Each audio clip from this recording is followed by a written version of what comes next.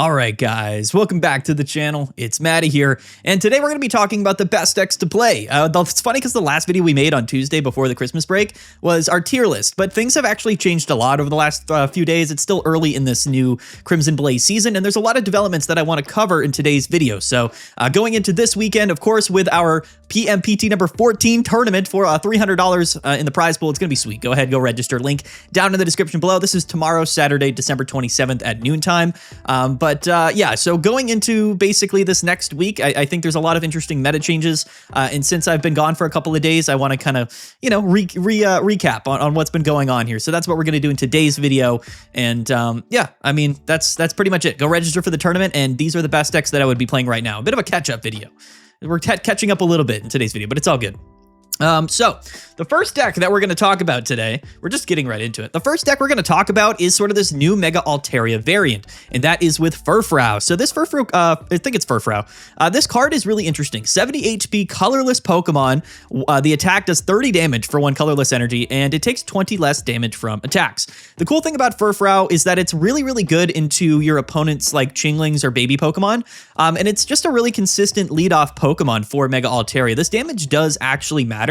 And it's just in general pretty relevant, especially if you go second. You can maybe get 2 attacks on like a 50 HP or 60 HP basic Pokemon and get a free KO. There's a lot of different scenarios maybe where this Furfrou is going to be useful, but I think baby Pokemon are still pretty common in the metagame. Even though Chingling isn't as common as it should be, we'll cover that later because, some of the progressions this week are coming down to whether or not people are playing Chingling or not. And the thing is, not many people or not enough people are playing Chingling. But this Furfrou variant has been very, very good. The entire concept here is we are leading some baby Pokemon, Chingling for item lock, Elekid here with Zappy Shot to deal some bench damage. We can pair that with Cyrus, so we're not playing Jirachi, we're not playing Indeedee. So it's a very more bare bones version of Mega Altaria. But we are playing 1 copy of Lissia and double Pokeball here to search for basically all our basic Pokemon consistently. It's very standard for, Mega Altaria. This isn't like a deck list that's doing anything super substantial. I think it's just that Furfrou is actually a very consistent card in that sense, where it's actually just a decent leadoff, and forcing your opponent to go through like a Furfrou and then, you go into, Elekid and you hit the bench and set up a Cyrus play. It's just a very streamlined version of Mega Altaria. People should comment below if you have any other interpretations of why you think Furfrou is good, but this version of Mega Altaria has been very, very consistent, and it's been performing well in online tournaments over the last 3 or 4 days. And the thing is, I actually am just a really big fan of Mega Altaria in general. Not only did Mega Altaria win our 1,000-player tournament last weekend, but I think it's just one of the most consistent, solid decks and solid Pokemon in the entire game. In fact, I probably am going to also include like the traditional version of Altaria in today's video, because I think that as the meta is progressing, it just sort of ends up being a really good card. And again, it plays Chingling. I think a big factor of why Mega Altaria is good is because it's playing Chingling, and I would heavily recommend that you play Chingling. But anyway, yeah, Furfrou, this is just becoming quickly one of the more popular versions of Mega Altaria. And I don't really have anything else to say about it other than I think that just Furfrou is good into a lot of other stuff that's probably in your opponent's active spot, which is pretty cool. It takes 20 less damage from attacks, so it never actually gets attacked or takes any damage from like other basic Pokemon or baby Pokemon that have yet to evolve. We also have Rocky Helmet, right? So you can kind of force your opponent to go through Furfrou, take some chip damage. It's good. I like Mega Altaria here. We're not playing 1 copy of Red. You could maybe slot in a Red here, but 1 Sabrina, 1 Cyrus, 1 Pokemon Center Lady as well, which is definitely pretty cool. So yeah, I mean, that's the first thing, because this is a relatively new deck. Over the last few days, it's kind of popped up and it's been doing well. So I wanted to highlight it here because I do think it's really becoming one of the more, solidified decks in the current metagame. It's really becoming quite popular, and I would recommend it because it's just hyper consistent. All of our leadoff Pokemon are totally fine, which I think is really cool. Anyway, next up is going to be Hydreigon. So again, the thing with Hydreigon here is that it dominated early on in the season, but it's actually been declining pretty heavily. I think that Hydreigon specifically was really good just because of a lot of the decks that people were playing early in the season couldn't really compete with Hydreigon. There was a lot of Charizard running around. There was a lot of decks not playing Chingling, which, as you can see, this Hydreigon deck right now is not playing Zweilous, the middle evolution. I say Hydreigon, people always comment about that. It's Hydreigon. I understand that. It's just harder. It takes longer to enunciate it, like Hydreigon. And I say Hydreigon so many times that it's just easier for me to like make it shorter. I don't know. That's why I say Hydreigon, but I guess I could say Hydreigon. Double leap over Absol in here. 1 Mega Absol. We're still playing the, Indeedee EX with giant capes to keep Hydreigon alive. I think that Hydreigon is still good. It's still high roll, but again, this is a card that always has to deal with Chingling. And I think that the new Furfrou variant actually just does fairly well. here because Dino can't really hit any damage, and we're 2-hit KOing the Dino, so if they aren't able to rare candy into Hydreigon early, then we can actually just 2-hit KO here, and that's really useful to get rid of a Hydreigon before it can evolve. So, you know what, I really do like Hydreigon still, but I do think that this is a deck that, you know, has a lot of answers to it. Like, relatively speaking, this is like the high roll deck in the metagame right now. It's very, very explosive. If you do go first and you get that turn 2 rare candy Hydreigon, it's going to be very strong, just like it always has been, but a lot of other things popping up in the metagame that do pretty well into Hydreigon. So, you know, this was sort of the deck initially this season that was really driving the metagame. It saw a ton of play, did really well, but it's been declining, and I think that's just sort of the rubber band effect, right? It's sort of rebounding back into itself, and it's becoming a little bit too popular for its own good. So, you know, I don't know if I would necessarily recommend Hydreigon as much as some of the other decks that we're going to talk about in today's video, but it's still quality, and if you're going to play the deck right now, this is probably what I would play.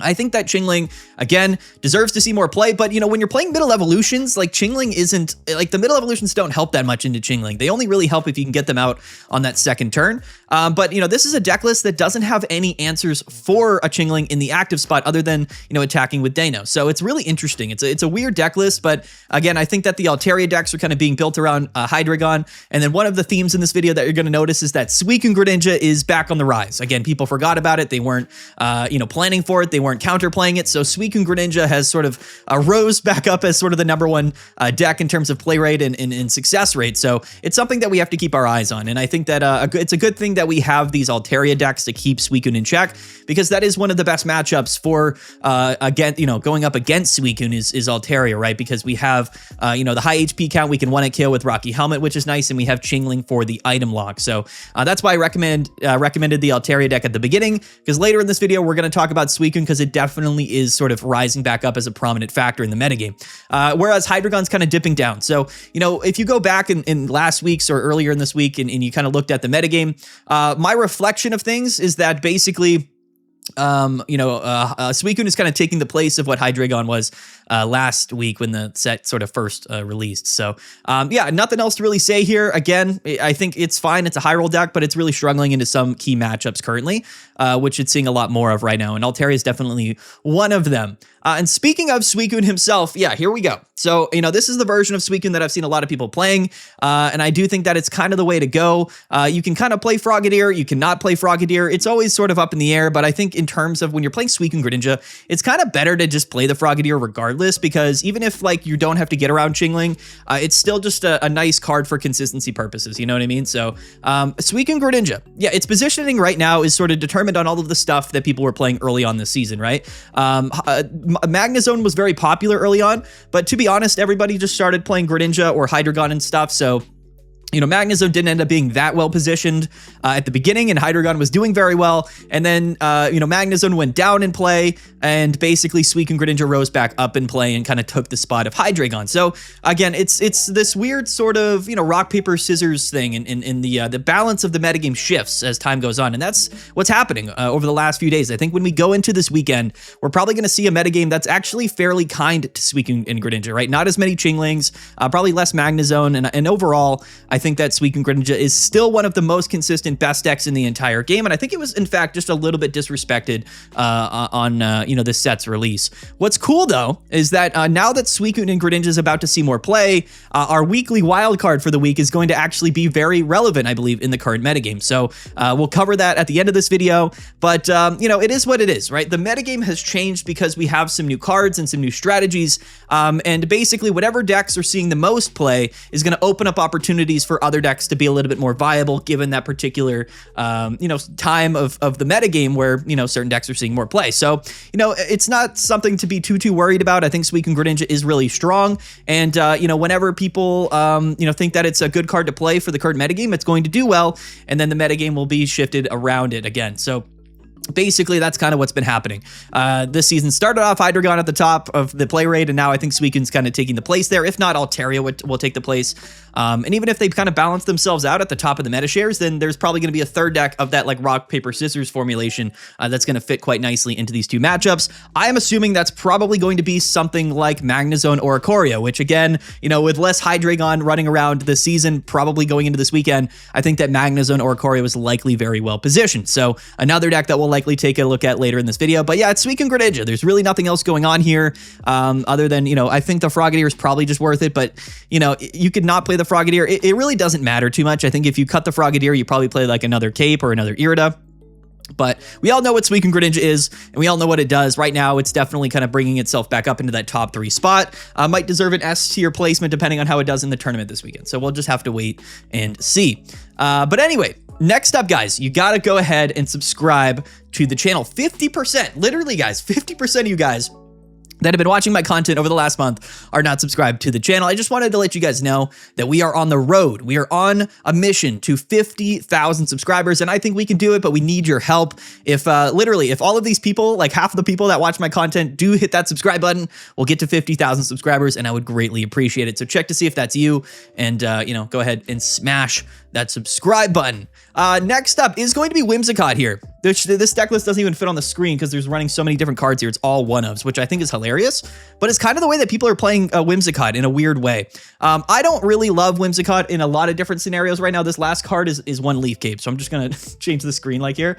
I wasn't anticipating this to be cropped like this, but yeah, it's I think that Whimsicott had a lot of benefits into Hydreigon. And I think that's really kind of where it found its spot, and that's how it made grand finals last weekend. This deck list is really good, but it has a lot of gaps in its matchup spreads. There's a lot of matchups that this deck just does not like to go up against, and coincidentally, you know, sometimes, you know, those decks see more play. So, you know, I think as time goes on, I don't love this deck as much as I love, you know, maybe some of the other decks. Again, not that much Hydreigon, or not as much Hydreigon, but at the end of the day, you know, we're playing Ariados and we're playing Whimsicott. It can deal a lot of damage. It's not that bad into Suicune, but it's really not the best matchup at all. And this is a deck that does not really love to play like the Magnezone stuff or the Oricorio stuff, because once you get through the Kartana, there's really nothing else, you know, for this deck to do. And because we are having to play the Kartanas here, we only have one Cottonee and one Whimsicott, and we're playing just a bunch of one-ofs in terms of our supporters, like one Lissia, one Copycat, one Mars, one Cyrus, one Sabrina, one Guzma, one Erica, and then one Pokeball with 2 Quick Growth Extract. So, you know, the cool thing about this deck is that you can find Cottonees and Spinnerax with Lissia, so the Lissia package does work with it. But at the end of the day, you know, it's a little bit awkward because if you lead Spinnerack, then you're negative energy. So we kind of want another leadoff option here, and that's kind of Kartana. And again, we don't have any other options for like Oricorio or to kind of, you know, get ahead of the curve and KO those dinos, right? That's what Kartana was really doing when it saw play last weekend. There was like a double Kartana deck that made it to grand finals at our tournament. And it really was because the Kartanas were so strong into Hydreigon early in the game, and they hit for weakness and KO'd the dinos, which was a really strong deck. But Hydreigon's seeing less play, so I think there's opportunities for Whimsicott to really change.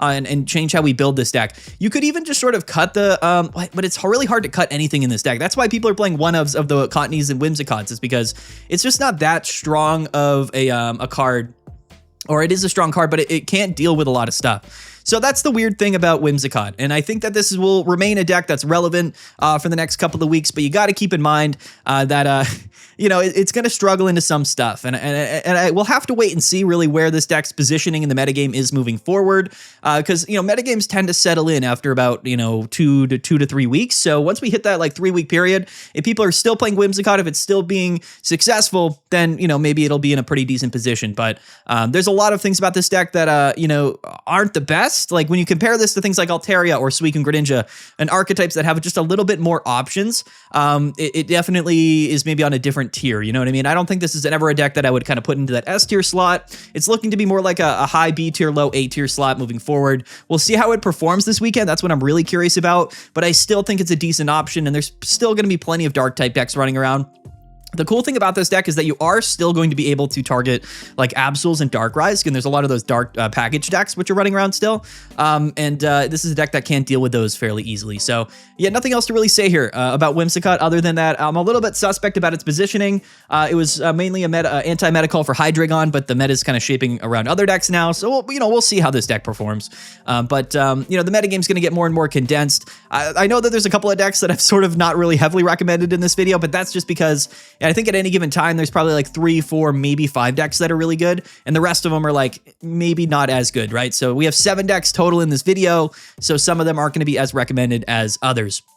Next up is Oricorio Magnezone. I think, honestly, one of the best decks of last season is, kind of bound to show its face up here. Lots of Suicune running around, and I honestly just feel like the old classic here, the upgraded version of Oricorio Magnezone, is going to do pretty well. This is a deck that last season did good and did basically everything other than, I guess, Hydreigon. I think that this was a deck that just loved most matchups. It had above a 50% win rate into Suicune. It did very well into Altaria. It's going to do good into Whimsicott. It's just a really strong deck. And now we have the Clement to search for our Magnetons. We can play Lissia if we wanted to, but there's not any reason to just because we only have 2 Magnemites. But that Electro Ball attack for Magnemite is not to be underrated. This thing does 30 damage, which means we can KO baby Pokemon, which is really relevant. And we're not, this is not a deck that gets affected by Chinglings at all, which is pretty cool, right? And Oricorio is going to just absolutely steam through so many different decks. So I think that, if Suicune's really popular, I do still like the old Thunder Blast Magnezone from Space Time Smackdown because it can one-hit KO a Greninja. That's like the one thing that stands out to me about Magnezone. The new one with Mirror Shot is that you cannot one-hit KO a Greninja unless you have some other damage on the board. So that's the only thing that scares me a little bit here. We are playing one copy of either, but we have no way to really search for the other Magnezone, right? So if we get the one we don't want, then that's going to be tough in some scenarios. But basically, I think these Magnezones really boil down to that one fact, which is that the Mirror Shot Magnezone is just a better card. It's got 10 more HP, it doesn't discard energies, and it's almost immune 50% of the time after you attack, which is broken. But not one-KOing a Greninja just doesn't feel that good, right? So the main win condition for Suicune and Greninja is to kind of target the Magnezones and then KO them before they can evolve. But the main win condition when you're playing that matchup and you're playing Magnezone is to, let your Oricorio go down, and then when they bring in Greninja to KO it, then you can kind of go into your Magnezone and one-hit KO the Greninja, and then you're probably fine unless they get really lucky on their draws. And this deck is more consistent now with Clement. It's more fast-paced with the new Magnemite. So I really like the deck. I think Double Capes is definitely still worth it for this deck list. One Cyrus. I think this deck is all built actually really, really well. And again, I think it's just a smart deck. I think Altaria is really, really popular right now. Furfrou is another card that's going to do really well into Oricorio, right? So a couple of attacks and it's just going to kind of tank Oricorio. It only takes 30 damage from Oricorio, which is pretty funny. So I think that Furfrou deck is probably a little bit more well positioned into Oricorio Magnezone than the traditional Altaria deck because it didn't have anything. The traditional Altaria deck just doesn't have much to get around Oricorio other than like the Sableye, which isn't a great card, or the Do the Wave Altaria. And those are some options, but they're not like the best options in the world. And all of those Pokemon get KO'd by Magnezone, right? So it doesn't really help for the matchup. That's just the reality of Altaria, other than the Dragon Arcana one, but that's a completely different deck list, which probably actually deserves to see more play now that I think about it. But I really do love Oricorio Magnezone. I think it's going to position itself properly in that top 5 spot. Maybe, depending on how the metagame formulates, if Hydreigon doesn't see that much play, then we're probably going to see this deck kind of find its way into that top 3, rock, paper, scissors, spot, where it's going to be that third deck that kind of beats some of the other top decks and just positions itself really well. Again, one of the only decks to win multiple tournaments last season. And, this season's probably not, it is actually as long. It's a full 6-week season. So we have like 4 or 5 more tournaments left. And I do think Oricorio Magnezone probably has a lot of potential to win. It just depends on how many people play it, which is typically determined by what other decks are seeing play. And like I said, if a lot of Altaria and Suicune seeing play, I just can't see that Oricorio Magnezone's not a good option. I think it will be a good option. So this is the deck that I would play. Honestly, if like Suicune is everywhere and your matchup seems a little bit worse, then maybe just cut the Mirror Shot Magnezone and just play the traditional Magnezone. There's enough benefits from the new Magnemite and Clement here to just not even need to play the new Magnezone and just play the old one, honestly. So we'll see how that develops. But yeah, Oricorio Magnezone's still relevant, and I think it's a lot better now than it was earlier on. This is going to be the standard Altaria deck. And I think that this Altaria deck is still very, very good. This is the deck that won our tournament last weekend, still continuing to see a lot of play, kind of late into this week. And I think it'll probably perform well this weekend on top of everything else. It's just a good deck list. However, most people are playing the Sableye and the Altaria here, the Do the Wave Altaria. Again, just because we don't have anything for Oricorio. Like, this archetype does struggle a little bit. There's just, you can't do too much in the face of Magnezone or Oricorio, especially if they get set up. Mega Altaria is not even one at KOing a Magnezone, which again just feels really bad, so you have to be a little bit particular about where we are attaching our Rocky Helmets. You'll notice the Giovanni in this deck list, and I do love Giovanni plus the Rocky Helmet. It's going to make things a lot easier into Suicune and hitting those good numbers. It's also going to be good into Magnezone, so and Hydreigon. So Giovanni's just a really good card, and I think it's doing exactly what it needs to in Altaria. And at the end of the day, guys, I think Altaria is just the most consistent, like most powerful EX card or Mega Pokemon EX in the game. Just because, you know, it's a stage 1 Pokemon. The Swablu with Sing to put your opponent to sleep is broken. You can tech in Chingling really easily, Indeedee, Jirachi. There's just so many good things here. Very consistent. Going second, this deck is terrifying. It's just going to hit you for 130 on turn 2. It's basically like Hydreigon, except instead of being more of a combo-based deck list and playing single prize Pokemon, it's just more consistent, and we're playing a big 3 prize Pokemon. Yeah, Mega Altaria, man, I always compare it to like Circle Circuit Pikachu because it's so consistent and it's a similar attack in terms of needing Pokemon on your bench. I think this card is probably going to get more and more broken as time goes on because there's just going to be more strong Pokemon to kind of pair it in the deck list to put on the bench, right? We know Chingling's broken, we know that Indeedee's broken, and Jirachi can be really good as well. So I don't have anything else to really say here other than that the deck that won last week's tournament is still a properly positioned deck list. And honestly, I wouldn't be surprised if it just kind of walked in the second tournament of this weekend and just ended up winning again, you know, because it's just good. It's just a good deck. And I think Altaria is even way more well positioned now than it was last weekend when it won the tournament, which is interesting, right? Like it's just a weird deck list. It does good into Suicune, and I think it's just a good deck, man. Altaria is just a really good Pokemon.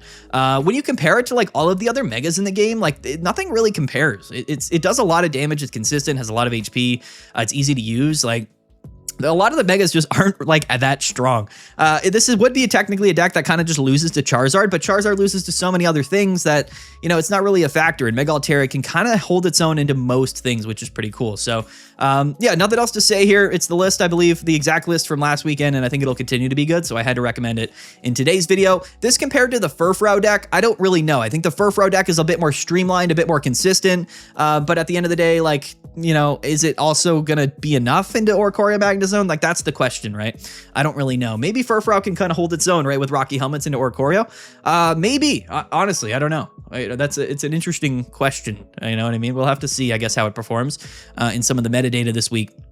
But anyway, let's go into our weekly wild card, which is going to be the last deck of today's video, which I'm actually really excited about. And this is going to be Venusaur, guys. Shout out to Venusaur. Listen, there's not much Charizard anymore seeing play. And there's not that much Hydreigon seeing play. So again, what is seeing more and more play as time goes on? It is Altaria, and it is, of course, Suicune Greninja. And Mega Venusaur operates into Suicune Greninja very similarly to how Decidueye operated in previous seasons, which was very, very well. It was actually one of the more specifically strong decks into Suicune and Greninja. And Mega Venusaur has that place. It is a very, very good card into Suicune and Greninja. Single Mega Venusaur in the active spot is going to be very hard to deal with, especially with the lilies in the deck list, so much HP, and it's just a really good Pokemon into Suicune. Like, all you need is the single Venusaur. Theoretically, if you go second, or if your opponent goes second, they could maybe KO your Ivysaur.